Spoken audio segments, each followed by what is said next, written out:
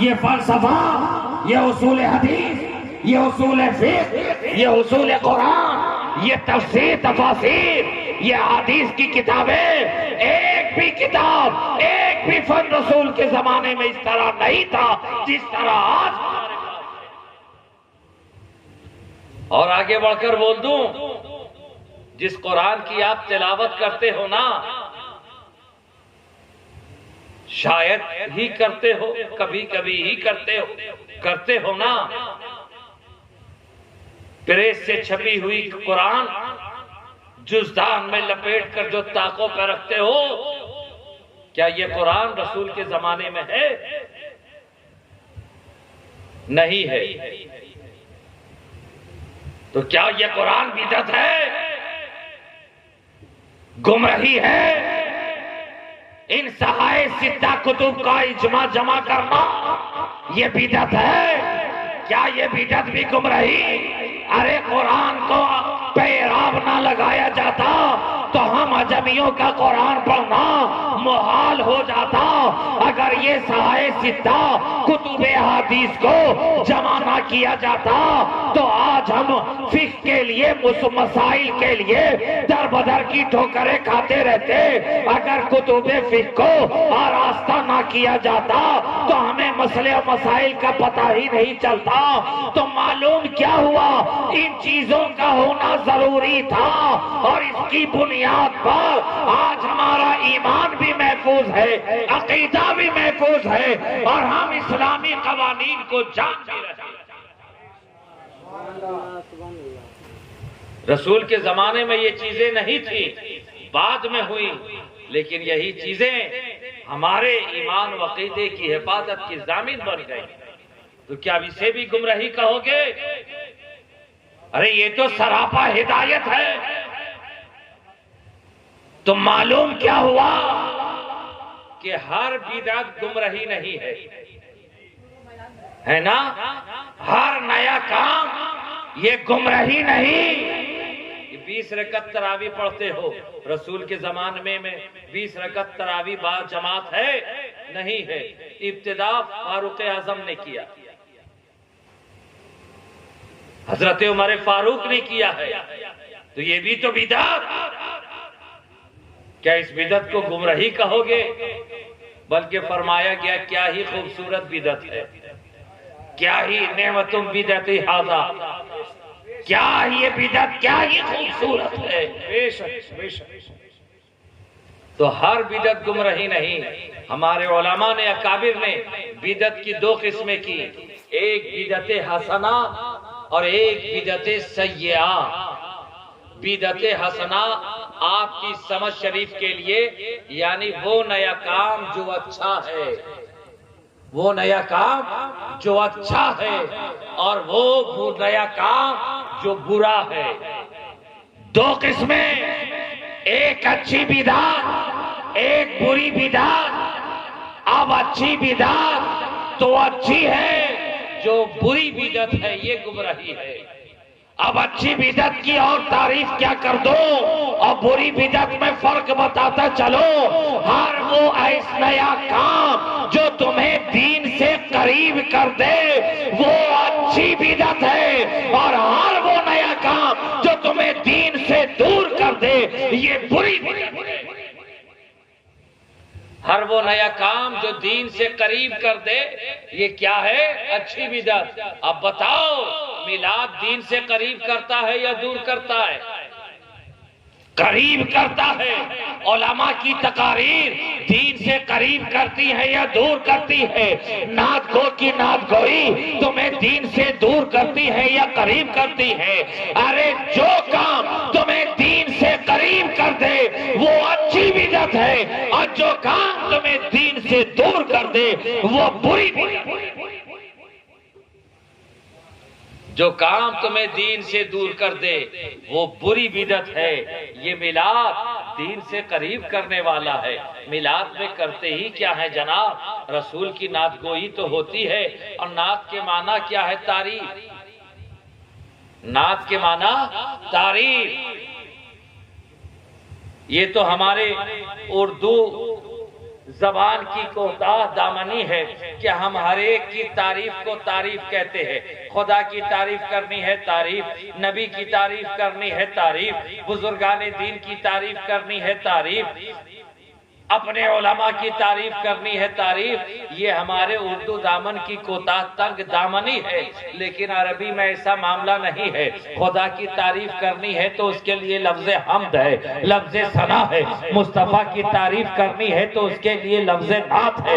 بزرگان دین کی تعریف کرنی ہے تو اس کے لیے منقبت ہے.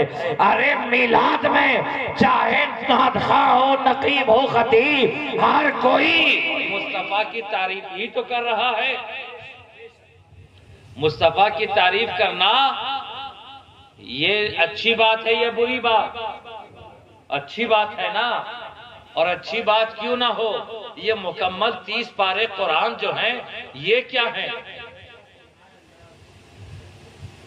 علماء فرماتے ہیں نعت رسول ہے قرآن کا الحمد کی الف سے لے کر والناس کی سین تک مکمل قرآن یہ رسول کی تعریف ہے، رسول کی نعت ہے. اور کیوں نہ ہو، ارے رسول کی پوری زندگی اسی قرآن کے سانچے میں ڈھلی ہے. رسول کا چہرہ والضحیٰ، رسول کی آنکھیں ما زاغ البصر وما طغیٰ، رسول کے سینہ علم نشرح لک صدرک، رسول کی زلف معمبری، رسول کی زلف معمبری واللیل اذا سجا، رسول کا دست کرم ما رمیت اذ رمیت ولکن اللہ رمی، رسول کا کھڑا ہو جانا طٰہٰ، رسول کا مسکرا دینا یاسین، رسول کا سفر سبحان الذی اسریٰ، رسول کی نزدیکی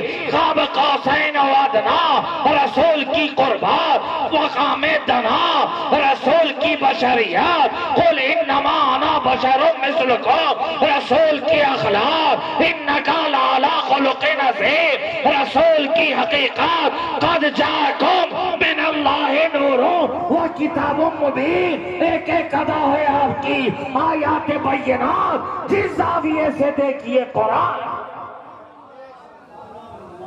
ایک ایک ادا ہے آپ کی آیات بینات. جس زاویے سے دیکھیے قرآن ہے مصطفیٰ.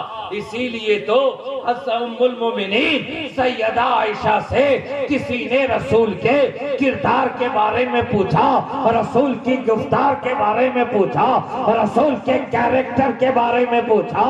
اے ام المومنین عائشہ، ہمیں رسول کا کردار بتاؤ، ہمیں رسول کی زندگی بتائیے، رسول کی سیرت طیبہ بتائیے. تو ام المومنین سیدہ عائشہ نے ارشاد فرمایا کانا خلقہ قرآن، کہ رسول کا اخلاق سراپا قرآن ہے.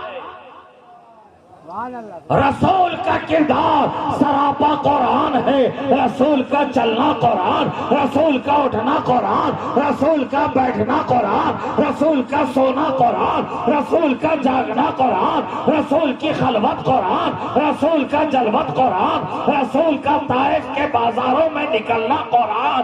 ارے ایک ایک ادا ہے آپ کی آیات بینات. جس زاویے سے دیکھیے قرآن ہے مصطفیٰ.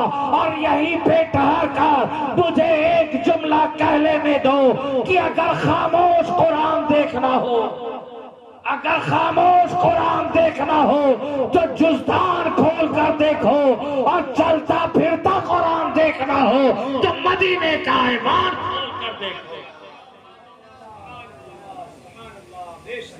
خاموش قرآن دیکھنا ہو تو جزدان کھول کر دیکھو، اور چلتا پھرتا قرآن دیکھنا ہو تو مدینے کا ایوان کھول کر دیکھو.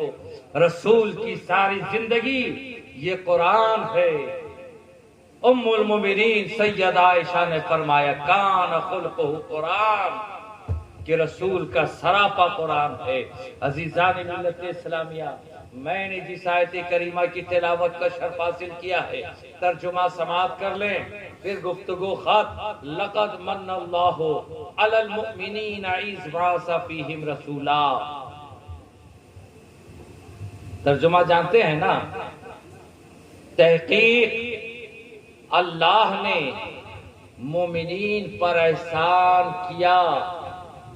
کس پر احسان کیا؟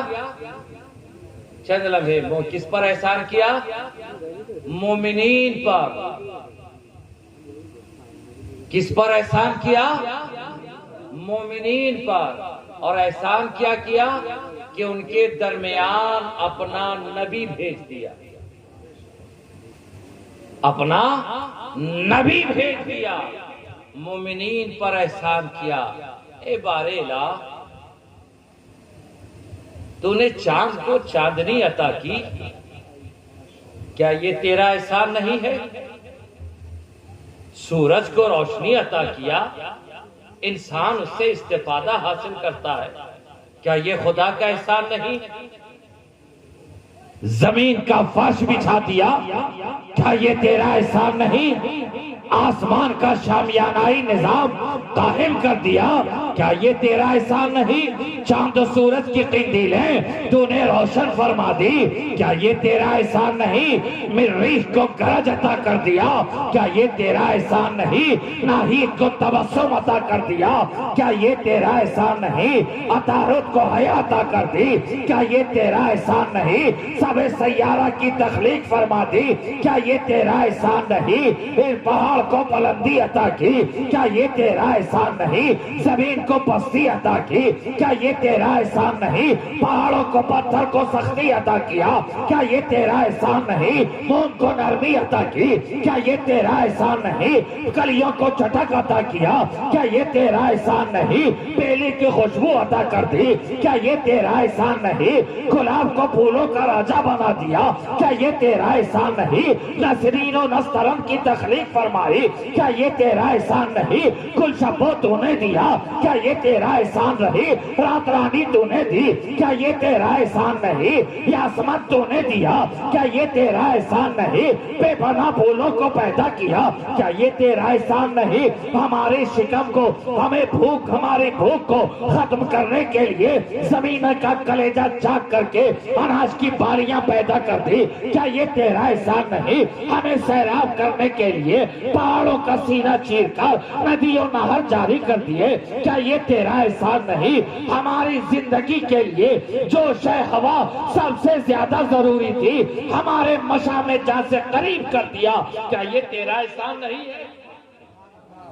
ہماری تمہاری ہدایت کے لیے حضرت آدم کو بھیجا، کیا یہ احسان نہیں؟ حضرت شیس کو بھیجا، کیا یہ احسان نہیں؟ حضرت نوح کو بھیجا، کیا یہ احسان نہیں؟ ذوالکفل کو بھیجا، کیا یہ احسان نہیں؟ وقار یوشع لے کر آئے، کیا یہ احسان نہیں؟ سلیمان کو بھیجا، کیا یہ احسان نہیں؟ لقمان کو بھیجا، کیا یہ احسان نہیں؟ حضرت موسیٰ کو ید بیضائی کا معجزہ عطا کیا، کیا یہ احسان نہیں؟ ابراہیم کے لیے نار گلزار ہو گئی، کیا یہ احسان نہیں؟ حضرت اسماعیل کے حلقوں پر چھری نے چلنے سے انکار کر دیا، کیا یہ احسان نہیں؟ حضرت یعقوب کو بینائی ملی، کیا یہ احسان نہیں؟ حضرت یوسف کو رہائی ملی، کیا یہ احسان نہیں؟ آدم کی توبہ قبول ہوئی، کیا یہ احسان نہیں؟ صالح کے لیے اونٹنی پیدا ہوئی، کیا یہ احسان نہیں؟ حضرت نوح کی کشتی کوہ جودی سے جا کر لگی، کیا یہ احسان نہیں؟ حضرت عیسیٰ کو مسیحائی کا معجزہ دیا،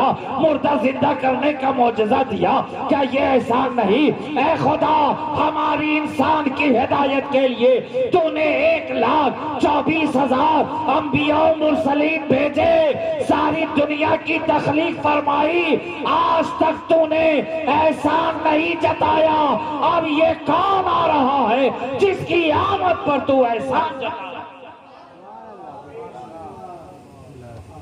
اے بارے لا، یہ کون ہے؟ دنیا کی تخلیق فرما دی، احسان نہیں جتایا، انسانوں کی ہدایت کے لیے 1,24,000 انبیاء و مرسلین بھیج دیے، احسان نہیں جتایا، چاند کو چاندنی، سورج کو روشنی، سب سیارہ کی تخلیق، احسان نہیں جتایا، یہ آسمان کا شامیانائی نظام، یہ زمین کا فرش، یہ پہاڑ، یہ بلندی، یہ ندی نہر، خشک و تار، برگ و ثمار، سب کچھ عطا کیا، پھر بھی احسان نہیں؟ ایک کے آنے پر احسان، جواب ملا نادان، میں خالق کائنات ہوں اور میں جز دے کر احسان نہیں جتاتا بلکہ کل دے کر احسان جتاتا۔ بتاتا ہوں، اب تک جتنے گئے تھے آدم سے لے کر عیسیٰ تک جتنے گئے سب طفیلی بن کر گئے، آج جو آیا ہے وہ اصلی بن کر۔ میں چاند کی چاندنی دے کر احسان کیوں جتاؤں؟ چاند کی چاندنی مصطفیٰ جان رحمت کے تلووں کے دھون کا صدقہ ہے۔ میں سورج کی روشنی دے کر احسان کیوں جتاؤں؟ سورج کی روشنی میرے محبوب کے رخ والضحیٰ کا صدقہ ہے۔ میں ستاروں کی جگمگاہٹ دے کر احسان کیوں جتاؤں؟ ستاروں کی جگمگاہٹ میرے محبوب کے دندان یاسی کا صدقہ ہے۔ یہ دنیا پر صحراؤں کی وسعت دے کر میں احسان کیوں جتاؤں؟ صحراؤں کی وسعت میرے محبوب کے سینہ علم نشرح لکا کا صدقہ ہے۔ میں رات کی تاریکی دے کر احسان کیوں جتاؤں؟ رات کی تاریکی میرے محبوب کے زلف واللیل کا صدقہ ہے۔ میں صبح کی سفیدی دے کر احسان کیوں جتاؤں؟ صبح کی سفیدی میرے محبوب کے پیشانی کی چمک کا صدقہ ہے۔ اور آدم سے لے کر عیسیٰ تک میں نے بھیجے، ان کو بھیج کر احسان کیوں جتاؤں؟ ارے یہ جتنے آئے ہیں محبوب کے طفیلی بن کر آئے ہیں۔ 12 ربیع الاول کے دن، 12 ربیع الاول دوشنبہ کے دن صبح صادق کے بعد آمنہ کی گود میں جس ذات کی جلوہ گری ہو رہی ہے، یہ طفیلی نہیں بلکہ اصلی آ رہا ہے، یہ جز نہیں بلکہ کامل آ رہا ہے۔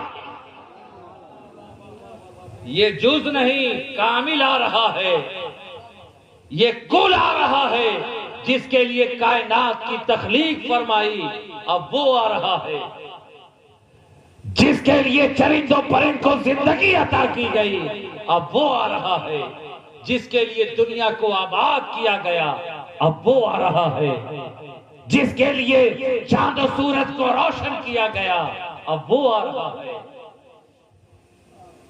آمنہ کے گھر جس ذات کی آمد ہو رہی ہے، یہ وجہ تخلیق کائنات ہے، اب وہ آ رہا ہے جس کے صدقے میں کائنات کا نظام قائم کیا گیا۔ اب وہ آ رہا ہے جس کے صدقے میں، جس کی بنیاد پر اللہ نے اپنی ربوبیت کا اظہار کیا۔ محبوب اگر آپ کی جلوہ گری مقصود نہ ہوتی تو پھر یہ عالم امکان کبھی موجود نہ ہوتا۔ محبت کر نہیں ہوتی تو کوئی ٹوٹ نہ، اور حق تو یہ ہے، محبوب اگر آپ کی جلوہ گری مقصود نہ ہوتی تو میں اپنی ربوبیت کا اظہار نہ فرماتا۔ محبوب کی میلاد مقصود تھی، اس لیے اللہ نے کائنات کی تخلیق فرمائی۔ محبوب کی جلوہ گری مقصود تھی، اس لیے اللہ نے اپنی ربوبیت کا اظہار فرمایا۔ یہ کائنات کا نظام قائم کیا۔ جو کچھ ملا ہے میلاد مصطفیٰ کے صدقے میں ملا۔ گویا یہ زمین بھی میلاد والی ہے، آسمان بھی میلاد والا ہے، چاند و سورج بھی میلاد کے صدقے ہے، کائنات کا ذرہ ذرہ یہ میلاد مصطفیٰ کے صدقے میں بنا۔ اب جسے میلاد سے پریشانی ہو، میلاد میں اعتراض ہو، بحث و مباحثہ کرنے کی ضرورت نہیں ہے۔ بس ایک گزارش کرنا، میلاد سے چڑ ہے نا، میلاد سے تجھے پریشانی ہے تو بھائی میرے پھر میلاد والی زمین پر چلتا کیوں ہے؟ میلاد سے پریشانی ہے، میلاد والی زمین چھوڑ دے۔ میلاد سے پریشانی ہے، میلاد والے آسماں کے سائبان سے دور ہو جا۔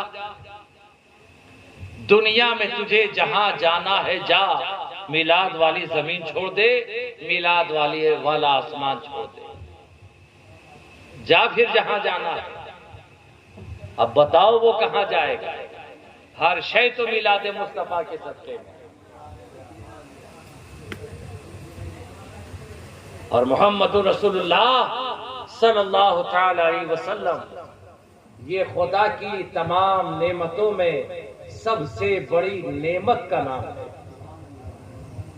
اور قرآن نے فرمایا وَأَمَّا بِنِعْمَةِ رَبِّكَ فَحَدِّثْ، کہ رب کی نعمتوں کا خوب خوب چرچا کرو۔ رب کی نعمتوں کا خوب خوب چرچا کرو، اور چرچا بغیر خرچہ کے نہیں ہوتا۔ چرچا بغیر خرچہ کے نہیں ہوتا۔ اور تمہارا یہ خرچ کرنا مال جمع کرنے سے بہتر ہے۔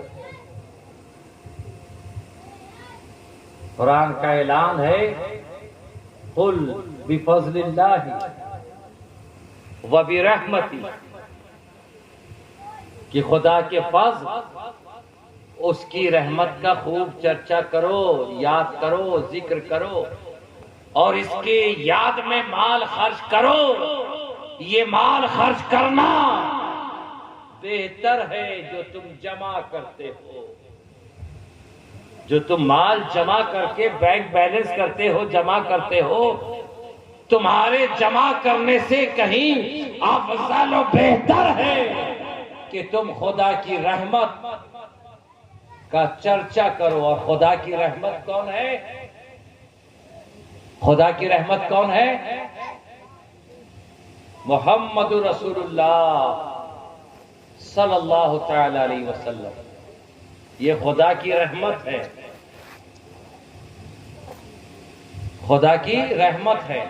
ایک بات یاد آ گئی، ایک حدیث، اجازت ہو تو بیان کر دو، باقی دونوں شعراء حضرات موجود ہیں، ابھی بھرپور آپ سماعت کریں گے۔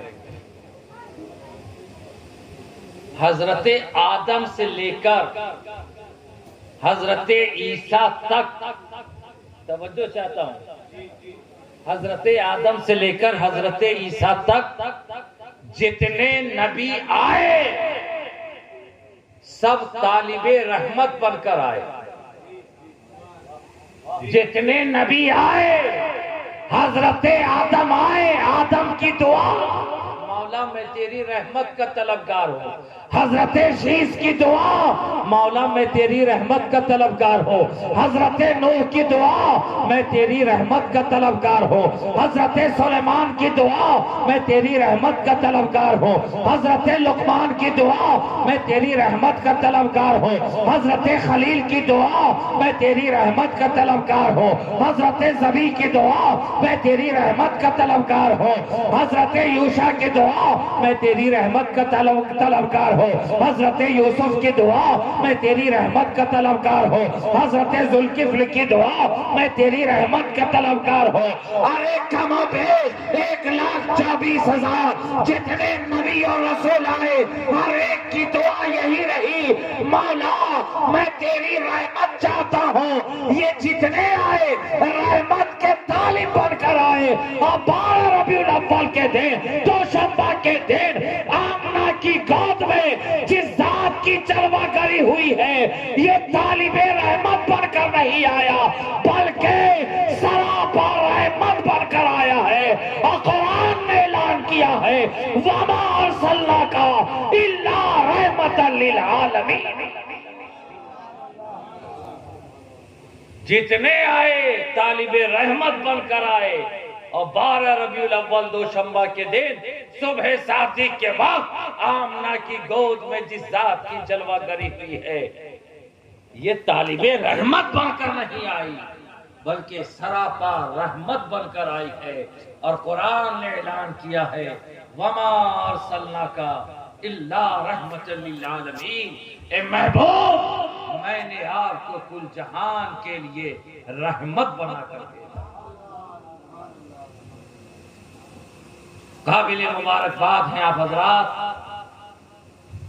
کہ ایسے ماحول میں، ایسے موسم میں آپ نے اپنی محبت کی قندیلوں کو روشن رکھا اور ایمان کی حرارت سے اپنے قلوب، اپنے دل کو روشن و تابناک بنا کر رکھا۔ جس نے جس طرح اس محفل کو سجانے میں کوشش و کاوش کی ہے، دعا ہے مالک و مولا ان کی اس کوشش و کاوش کو اپنی بارگاہ میں قبول فرمائے۔ اسی طرح محفل سجاتے رہیں، ذکر رسول کرتے رہیں، جلوس محمدی کا اہتمام کرتے رہیں۔ باتیں تو گوشے تو بہت سارے ذہن میں آتے ہیں، لیکن وقت کی دامن میں اب اتنی وسعت نہیں ہے کہ مزید گفتگو کی جائے انہی چند کلمات کے ساتھ۔ اور اگر کچھ پیاس باقی رہ گئی، ایسے موسم میں تو پیاس لگنی نہیں چاہیے، لیکن اگر روحانی پیاس میں باقی اور کچھ کمی رہ گئی ہو